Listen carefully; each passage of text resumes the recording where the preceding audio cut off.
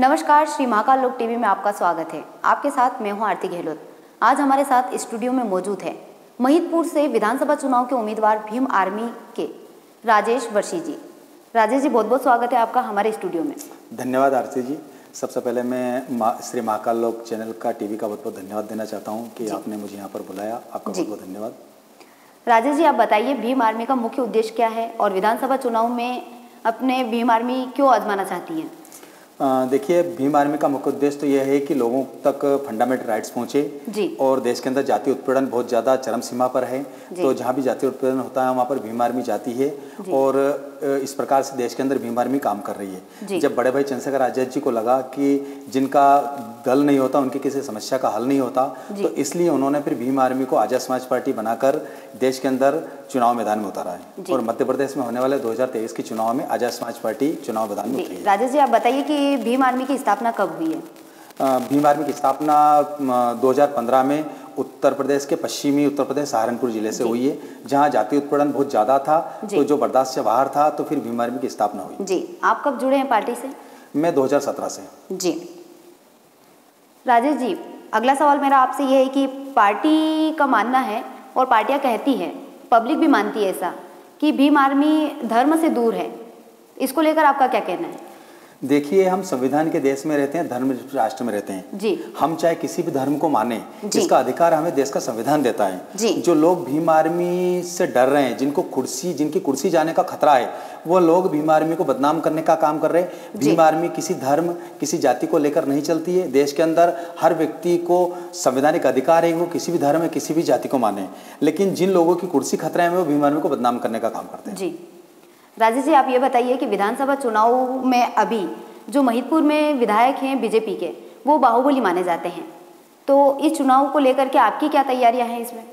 देखिए, देश के अंदर बाहुबली तो वो है जिसके पास वोट है जी। वोट का अधिकार बाबा साहब डॉक्टर अम्बेडकर ने संविधान में दिया है जी। जब जनता को इस बात का पता चल गया है कि वोट ही बाहुबली है, वोट ही सबसे बड़ी ताकत है, तो जनता उसी को चुनेगी जो सही होगा। चाहे कोई कितना भी बड़ा बाहुबली हो, लेकिन जनता उसी को बाहुबली बनाती है जिसको वोट देती है। आज जनता महिदपुर की विधानसभा में जनता को पता चल गया है कि हम जब वोट हमारा है तो राज भी हमारा होगा। इस देश के अंदर अब वोट हमारा राज तुम्हारा नहीं चलेगा। ये बात महिदपुर के लोगों को पता चल गया है और 20 तारीख के दिन जब महिदपुर के अंदर संविधान बचाओ यात्रा निकली थी, वहां पर लोगों ने बढ़ चढ़कर भाग लिया और वहां पर लोगों ने दिखा दिया कि अब इस देश के अंदर वोट हमारा है तो राज भी हमारा होगा। राजेश जी, मेरा नेक्स्ट सवाल ये है आपसे कि जैसे कि भाजपा अभी लाडली बहना योजना लेकर आई है, वहीं कांग्रेस दावा कर रही है, तो ऐसी कोई ये भीम आर्मी जो पार्टी है, ये ऐसा कोई एजेंडा लेकर आई है महिलाओं के लिए? देखिए, कांग्रेस और बीजेपी ये लोग चुनाव के टाइम आते हैं। बीजेपी को 4.5 साल से लाडली बहना नहीं दिखी थी, अभी 6 महीने में जाके दिखी है। हमारी पार्टी का एजेंडा है, हम लोगों को आत्मनिर्भर बनाने का काम करेंगे। हम फ्री में लाडली बहनाओं को जो जिस प्रकार से प्रलोभन दे रहे हैं, इस प्रकार से काम हमारी पार्टी का उद्देश्य नहीं है। हमारी पार्टी का उद्देश्य है माता बहनों को स्वरोजगार रोजगार बनाना।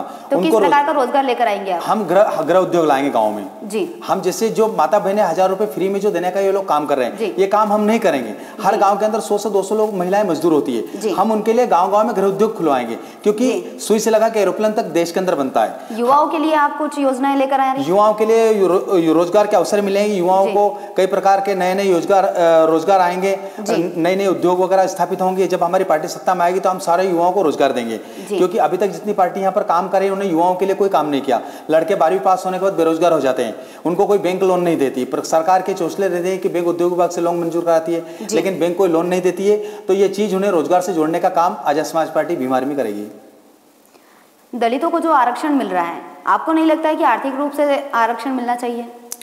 देखिए, देश के अंदर जो आरक्षण दलितों को जो मिला है वो जातीय उत्पीड़न को लेके मिला था। जाति के नाम पे लोगों को प्रताड़ित किया जाता है। आज भी गांव के अंदर जाति को नाम पे प्रताड़ित किया जाता है। जब जाति व्यवस्था चरम सीमा पर है तो आरक्षण होना चाहिए। जब जाति व्यवस्था धीरे धीरे खत्म होगी, धीरे धीरे आरक्षण भी खत्म हो जाएगा। लेकिन आज जाति, कोई भी पार्टी, कोई भी नेता जाति का नाम नहीं लेता है, जाति को खत्म करने की बात नहीं करता है, सिर्फ आरक्षण पर प्रहार करता है। तो जो आरक्षण पर प्रहार करने वाले लोग जाति व्यवस्था को सुधारने की तो बात करें। ये तो बीजेपी सरकार में ही आरक्षण दिया जा रहा है दलितों को इतना, तो फिर आप बीजेपी को कैसे मान सकते हैं कि बीजेपी दलितों के साथ कुछ दुर्व्यवहार कर रही है या फिर इस तरीके से? आरक्षण तो संविधान के द्वारा दिया गया है, जो सरकार बैठी है उन्होंने आरक्षण को दिया, तो सभी को समान अधिकार कहाँ दे रहे हैं? दलितों को आरक्षण ज्यादा मिल रहा है, फिर इनको ओबीसी को अलग मिल रहा है, जनरल को अलग मिल रहा है, तो इसको लेकर के आपका क्या कहना है?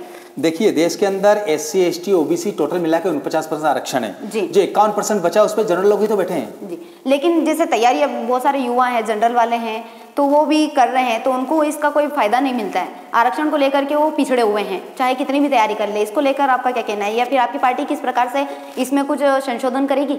देखिए, आरक्षण एक गैर बराबरी से बराबरी में लाने की व्यवस्था है। इस देश की 100% संपत्ति पे 90% लोगों का 100% संपत्ति पे 10% लोगों का अधिकार 90% संपत्ति पे, और इस देश की जो 90% संख्या है उनके पास उनके हिस्से से 10% संपत्ति है। तो ये आरक्षण व्यवस्था है गैर बराबरी से बराबरी में लाने की। जब ये गैर बराबरी खत्म हो जाएगी तो आरक्षण ऑटोमेटिक खत्म हो जाएगा। राजेश जी, आप बताइए कि दलितों को जो आरक्षण मिल रहा है, आपको नहीं लगता कि आर्थिक रूप से सभी को आरक्षण मिलना चाहिए? देखिए, देश में गैर बराबरी से बराबरी में लाने के लिए आरक्षण की व्यवस्था की थी, क्योंकि देश की 90% संपत्ति पर 10% लोगों का अधिकार जमा के बैठे हैं, और जो 90% संख्या है उनके पास सिर्फ देश की संपत्ति का 10% है। तो बाबा साहब डॉक्टर अंबेडकर ने जो संविधान का निर्माण किया था वो चाहते थे कि गैर बराबरी खत्म हो, इसलिए आरक्षण की व्यवस्था की। तो आरक्षण, जैसे मान लो अभी आरक्षण की बात अपन करें तो SC ST OBC तीनों को मिलाकर देखें तो 49% आरक्षण है, जबकि 51% और बचता है उसमें जनरल कास्ट के लोग ही बैठे हुए हैं।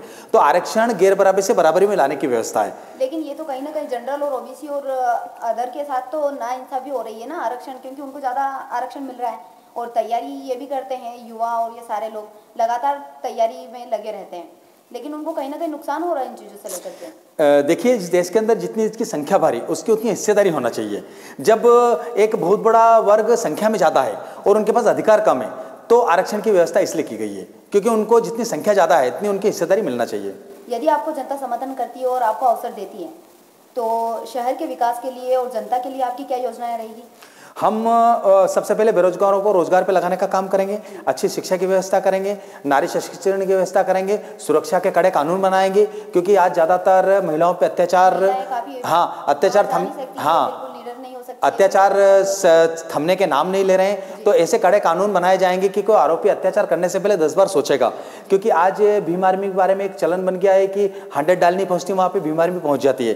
तो जब भी कहीं उत्पीड़न का मामला आता है भीम आर्मी पहुंचती है। तो उसी प्रकार से हम कानून व्यवस्था इतनी सख्त करेंगे कि कोई महिलाओं की तरफ अत्याचार करने से पहले 10 बार सोचेगा, और रोजगार के सारे अवसर उपलब्ध कराएंगे। आज 12वीं पास होने के बाद युवा बेरोजगार हो जाता है, उसके पास कोई रोजगार नहीं रहता है, महिलाओं को मजदूरी करने जाना पड़ता है, इसलिए उनके साथ अत्याचार होता है। तो ये सारी चीज़ें को देखते हुए हमारा एजेंडा बनाया गया है जो सबके लिए समान अधिकार की बात करेगा।